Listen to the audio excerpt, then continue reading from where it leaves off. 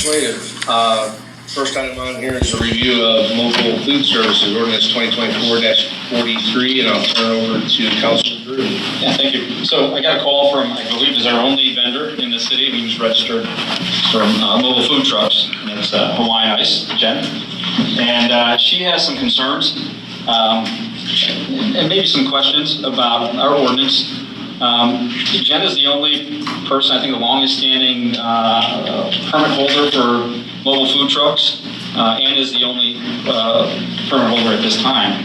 So I asked her to come to council tonight and express her concerns to all of us, and so we could have a discussion if there's something that needs to be changed, and we'll go from there. So if you mind coming on up.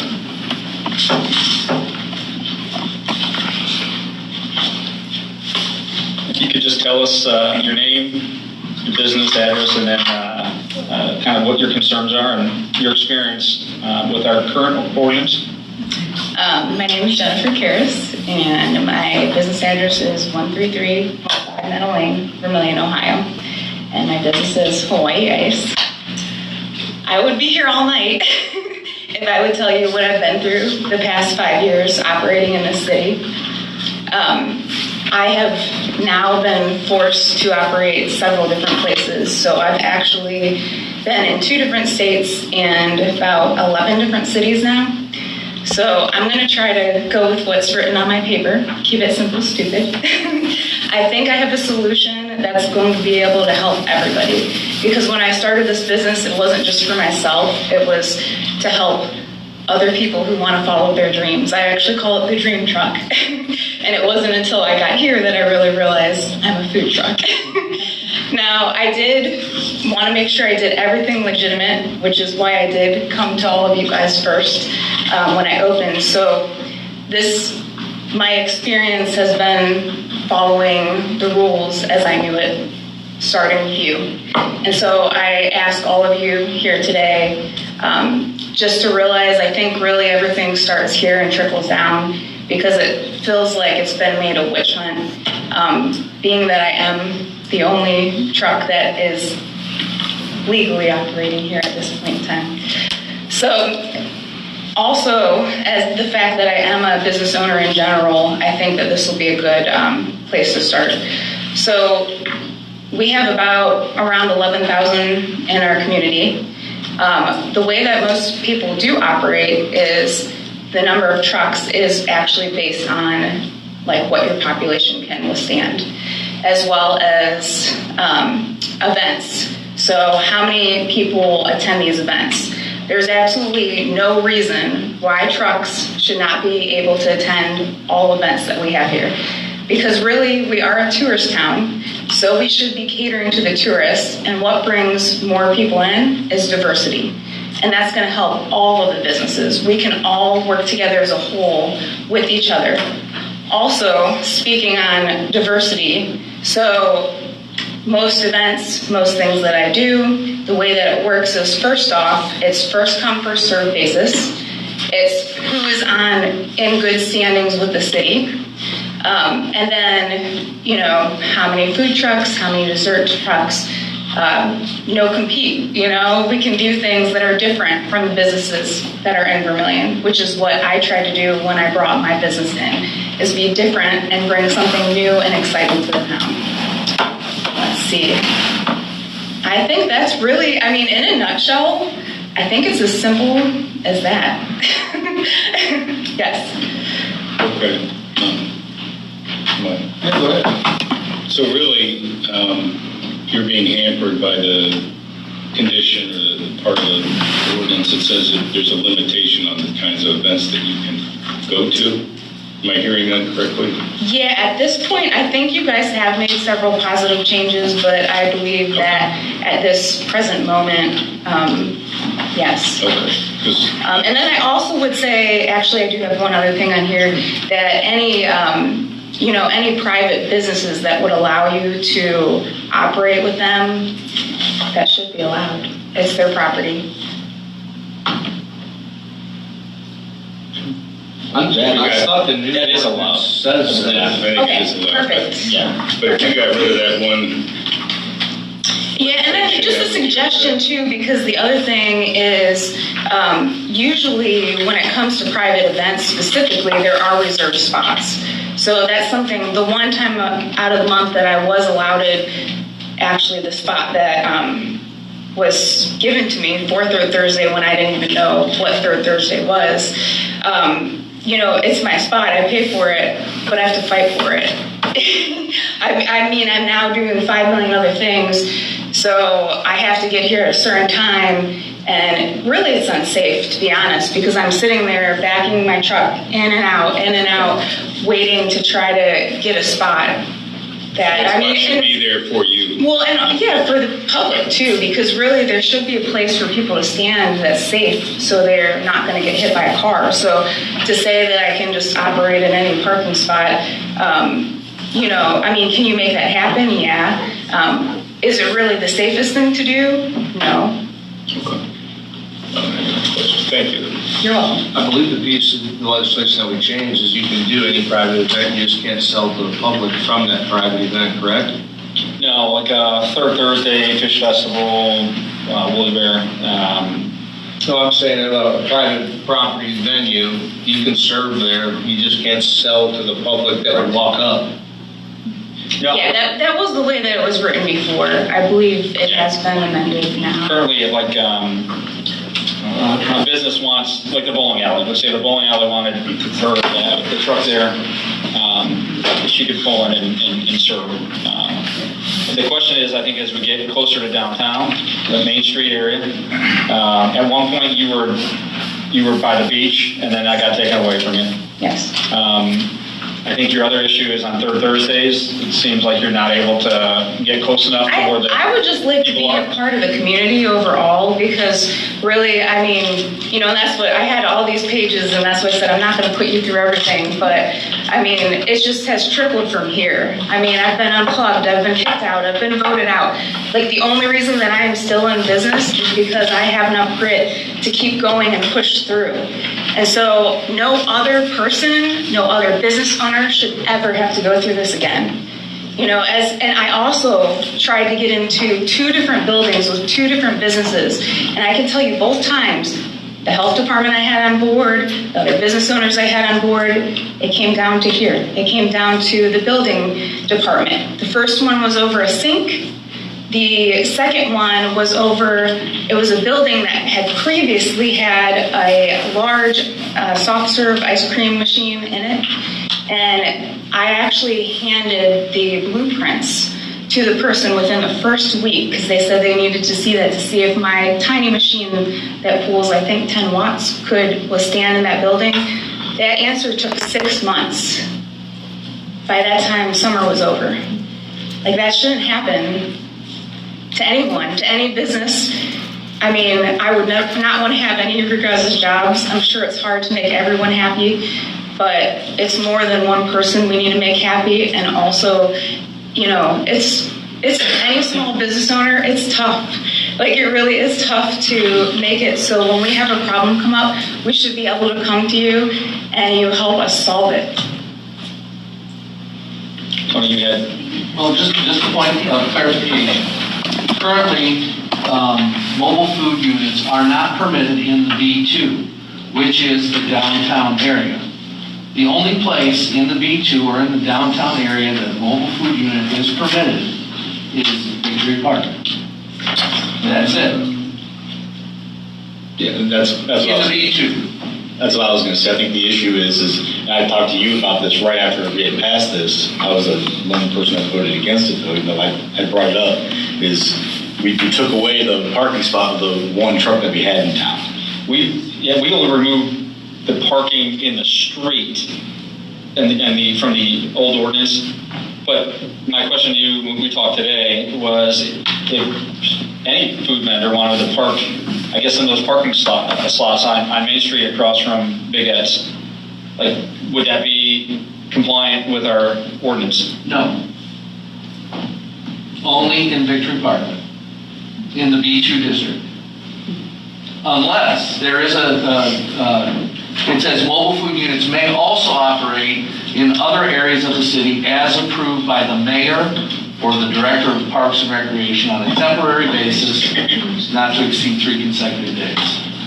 So I guess the mayor could grant somebody to have their mobile food unit in a parking space in the B2. And that's what I had said, is that you even brought up, oh, well, Mayor can get permission to. Like, well, he can't. That kind of brings us back to where we started back in 2017 or so, because the prior ordinance was the mayor gets to do whatever he wants for food trucks. Yeah, He came to council. the one that brought it to council. Yeah, he came to council and says, I don't want to have to deal with this, which I would understand. How about you guys look into this? And we made a solution, not we, but the prior council made a solution for a problem that didn't really exist. I'm sure he had phone calls when it was Jeremy and those guys' food truck at the bowling alley lot. So they write up this ordinance and everything. We have one person operating here. I've said to plenty of people, if I had a food truck, I wouldn't operate at Vermilion. It's a city of 10,000 people. So, we give this caveat here, the mayor can make approvals. Well, this one specifically didn't want that issue at all, which I could understand, I get that. And here we put it right back to him. We took away the parking spot, the one person that was operating here. Yeah, I'm trying, I'm pulled up now, when did we pass this ordinance? September. 9/9/24. Yeah, 9/24. Since September of 24, we only have one vendor. I mean, there's not an interest, a huge interest in mobile food trucks that I think everybody was concerned about, right? That we're gonna be flooded with food trucks and we're just gonna wipe out all the Most businesses. trucks don't want to operate this way. And I just had a really big vision and a really big dream, and I wanted to include a lot of other things in, and I just haven't had the opportunity to do that because I'm just surviving. And I want to thrive and help other people thrive here too. Currently, right now, you're not able to serve the visitors and the residents that come for Third Thursday, right? You'd have to park at Victory Park. Yeah, I mean, I had asked for permission when I refilled out my application, and the answer that I had received was no. Is there an appetite from council to put this on a committee and sort of start revising it a little bit more? I'm always open to that. Yeah, I mean, I would just suggest, Greg, I mean, you pretty much took the lead on the last one, get rid of that one condition that she referenced, and could be started. I just want to come back with The only- an amended ordinance and just. Sure. The only thing I removed was parking in the street. So I think it still wouldn't help the district. I mean, Yeah, in some of the discussion, as I recall, back in September when you were formulating this revision, the concern about being right downtown was the concern about being opposite existing restaurants and bricks and mortar businesses. I think that was why you chose to put trucks into Victory Park. We enforce, and Councilman Worley is correct. There were no regulations when I first started, and I am comforted by the fact that there are some now, though I understand that they are not universally enjoyed by everyone. But if you want to make some revisions, I just ask that you keep that same thing in mind. Remember, I did a study of the downtown bricks and mortars and fed back the information, and that was what I think motivated your decision to keep these in mind. sure, we want to be sensitive to those businesses. May I speak? I'm sorry. We only have one vendor, so I can't imagine one vendor at this point putting anybody out of business. Ms. Cairns has been the one and only consistent vendor ever since we've had an ordinance. Yeah. Food trucks, even when the fee was $250, and now it's much less than that. But she's been consistent, that's correct. No one else is selling slushies and ice cream. Right? And coffee. Right. And it makes sense when there are events. Why would you be pushed to another spot? You're not going to get people there. And I think, I don't want to speak for all business owners, but I think most would agree that would be a time to be helpful, really. So one of your concerns was should be able to attend all events. So in section J7, we say that food trucks are prohibited from operating within permitted special events, i.e. Fish Festival, Winter, without explicit approval from the events organizer. So you would have to reach out to Chamber and Main Street Vermilion to get their approval, which I believe both of them are open to it. And I can expand on that later. But again, I think That is if you are running into issues about that, then please come to us and let us know. Please, if you're running into issues with getting approval to those events, I think you should come to us or the mayor and request, some help with that. I think in general, for the most part, other than Woolly Bear and Fish and a few random events, it's, trucks are just not at events that I think that should be changed, because what is it hurting? And again, I just think it has trickled down. And it's been, at this point, I have absolutely no social media. 5 years that I built is gone. And it's gone because of being in this town for my one time a month.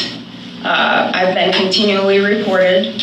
If I'm seen leaving the mayor's office or anything like that, I'm reported to the point where I now have nothing. And, but that humbled me, because I went out and I introduced myself to most of the business owners in Vermilion, let them know what I'm about, what I'm trying to do in general. But I'd say I don't think it's the majority, it's the minority of people, but I really wish that people would open their minds and their hearts. And, I know you fear things that are different, but sometimes different can be really great if you get the chance. I was hoping this ordinance would open it up more, because other cities are benefiting from this.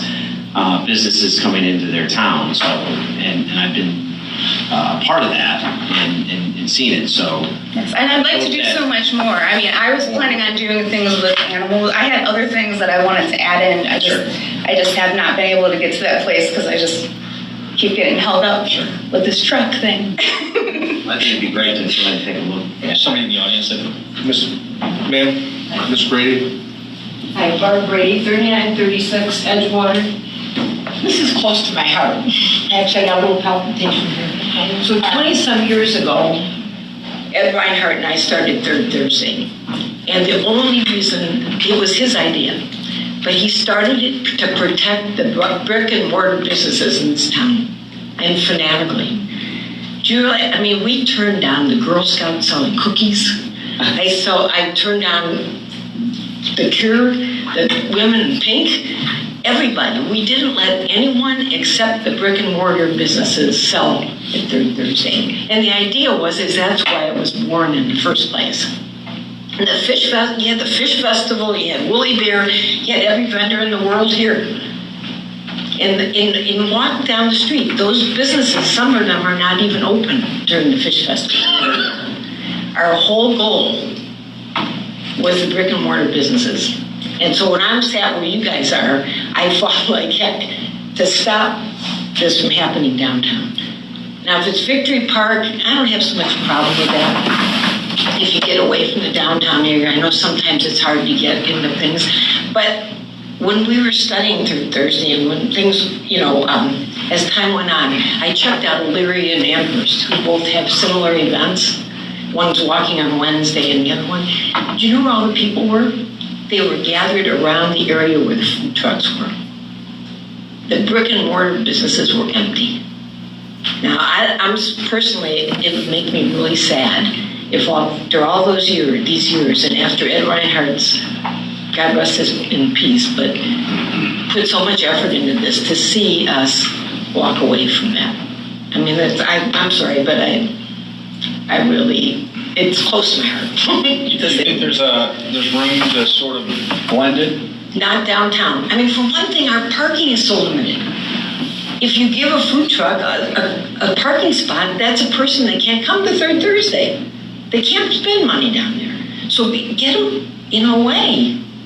I think what led us to this, though, when we started talking about it, is Third Thursday's become so big from so many people out of town.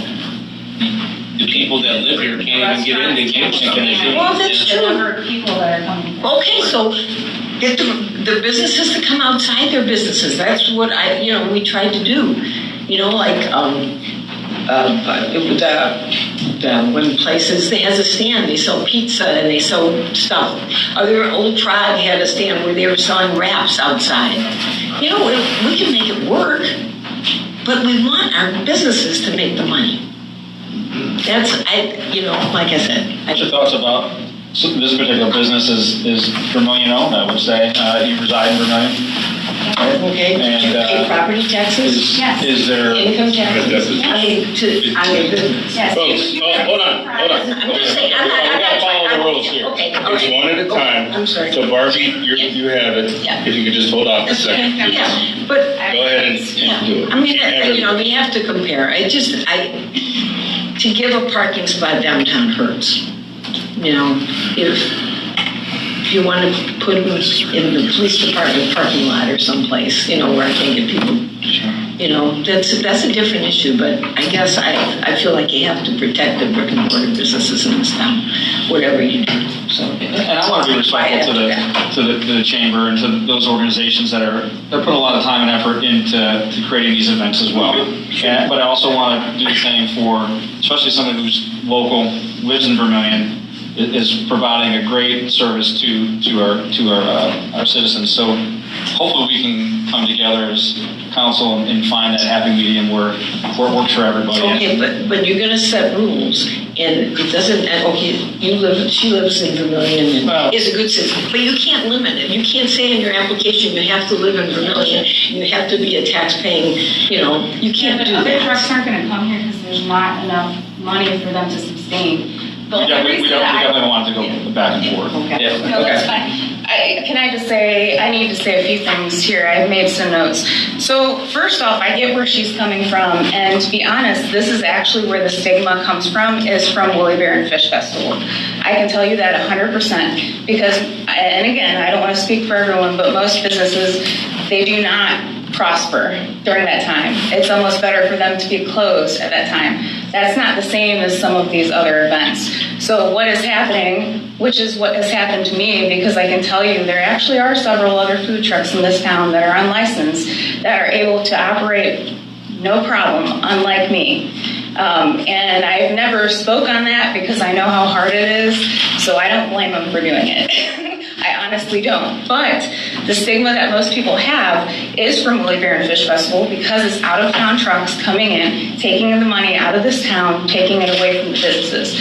That every other event. Third Thursday, the restaurants cannot withstand the amount of people that are coming in. Again, what I said, going back to what I said, what is the number of our population? Around 11,000. How many businesses do we have? What's the number of business solution that would provide an answer and make everyone happy without taking away from anything? Thank you. I think it was a good discussion. I respect both your points. And I would just ask that council put this on the next agenda and for us to discuss some ways to make this work for everybody. Agreed. Thank you. Thanks. Did you have something, Mr. Jones? You raised your hand. There we go. Yeah, I just want to say something real quick, just really fast. Yes, sorry. I thought you were getting I'm just baffled by, this is a Vermilion business, right? This is a business from Vermilion. It's the only customer we have. So that's the big thing that I see is that at one point, what she's trying to say here maybe is that there's some liability in the city if you keep not letting her operate while other brick and mortar are treated differently or she's treated to a different standard. So that's all I have to say, but thank you.